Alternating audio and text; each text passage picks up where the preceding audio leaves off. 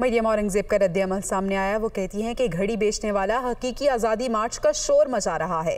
तहरीक इंसाफ का लॉन्ग मार्च नाकाम हो गया। उन्होंने कहा कि इमरान साहब आपको जवाब तो देना ही होगा। अगर आप FIR नहीं कटवा सकते तो अपनी हुकूमत तोड़ दें। आपकी जिद तकब्बुर के मुताबिक कानून नहीं चल सकता। मरियम औरंगजेब की जानिब से यह वाज़ेह किया गया। उन्होंने कहा कि घड़ी बेचने वाला हकीकी आज़ादी मार्च का शोर मचा रहा है। तहरीक इंसाफ का लॉन्ग मार्च नाकाम हो चुका। इमरान साहब आपको जवाब देना पड़ेगा। मरियम औरंगजेब की जानिब से मजीद कहा गया कि अगर आप FIR नहीं कटवा सकते तो अपनी हुकूमत तोड़ दें।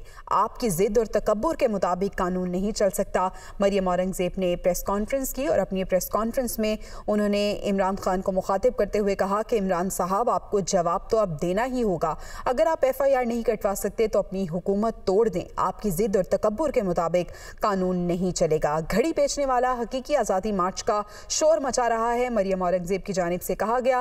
वफाकी वज़ीर इत्तलात मरियम औरंगजेब प्रेस कॉन्फ्रेंस कर रही थी और उन्होंने कहा कि तहरीक इंसाफ का लॉन्ग मार्च नाकाम हो चुका है।